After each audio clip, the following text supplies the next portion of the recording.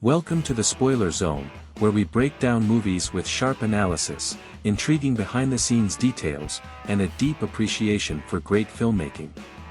Today, we're diving into Logan Lucky, Steven Soderbergh's slick and surprisingly heartfelt heist comedy that proves intelligence isn't just for the well-dressed criminals of Ocean's 11. If you dismissed this film as just another crime caper, think again. Beneath its southern charm and comedic banter, Logan Lucky is a masterclass in storytelling, direction, and character work. Released in 2017, Logan Lucky marked the return of Steven Soderbergh to feature filmmaking after a brief retirement. But instead of a high-profile studio production, Soderbergh went independent, self-distributing through his company, Fingerprint Releasing, in what he called an anti-Hollywood experiment. The result? A film that carries the polish of his biggest hits but with a raw, homegrown energy that perfectly suits its West Virginian setting. Logan Lucky follows the Logan family, Jimmy, Channing Tatum, Clyde, Adam Driver, and Mellie, Riley Keough, as they attempt an elaborate heist at the Charlotte Motor Speedway during the Coca-Cola 600 race. With the help of incarcerated safecracker Joe Bang, Daniel Craig, in an uncharacteristically wild role, and his dim-witted but enthusiastic brothers, they navigate a labyrinth of security measures, unexpected setbacks, and good old-fashioned Southern ingenuity. But while the plot is packed with twists, Logan Lucky is just as much about the people pulling off the crime as it is about the crime itself. At its core, Logan Lucky is a heist film, but it doesn't follow the typical blueprint of the genre. Unlike the stylish professionals of Ocean's 11, these characters aren't polished masterminds. They're blue-collar workers who use resourcefulness and common sense rather than high-tech gadgets. The script, credited to Rebecca Blunt, widely believed to be a pseudonym for Soderbergh's wife, Jules Asner, plays with genre conventions, replacing the usual glamour with grounded realism. One of the film's strongest writing choices is how it subverts expectations.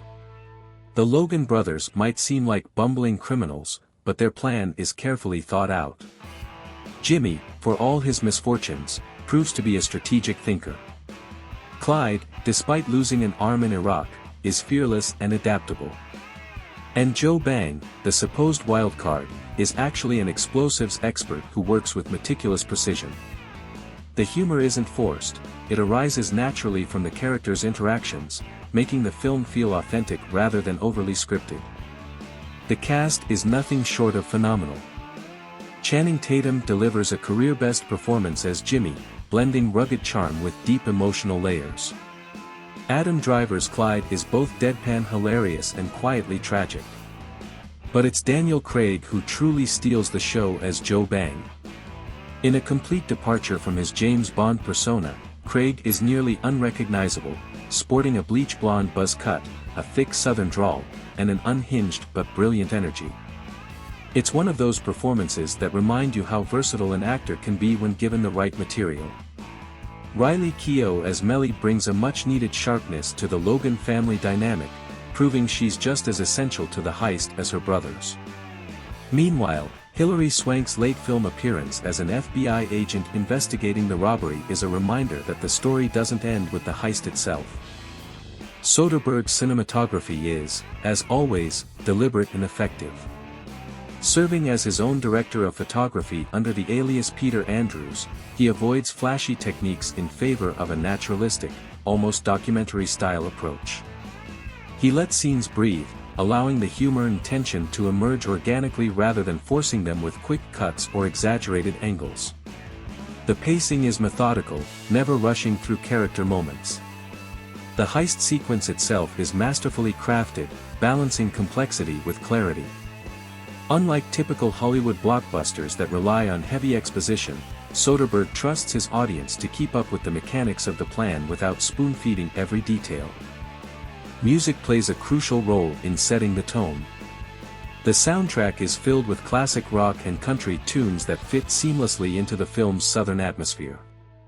John Denver's "Take Me Home, Country Roads" isn't just background music, it becomes a poignant moment in the film, emphasizing Jimmy's connection to his daughter and his desire to build a better life for her. Beyond being a heist film, Logan Lucky offers a subtle but sharp critique of economic hardship and class divides. Jimmy is laid off due to corporate cost-cutting, Clyde is a veteran struggling with his disability, and the Bang brothers are on the fringes of society. Yet, the film never treats them as victims, it celebrates their resilience, intelligence, and determination. In many ways, it's a Robin Hood-esque story, where the underdogs find a way to outsmart the system that's left them behind. The film's unique financing and distribution model allowed Soderbergh to maintain complete creative control while bypassing traditional studio interference. This approach ensured that the film retained its authentic voice. Many NASCAR drivers make cameo appearances, adding a layer of realism to the speedway setting. Soderbergh's meticulous planning meant the film was shot in just 36 days, a testament to his efficiency as a director. Daniel Craig took the role of Joe Bang specifically to break away from his Bond image, and his performance is so transformative that many viewers didn't recognize him at first. Logan Lucky is one of those rare films that gets better with every viewing.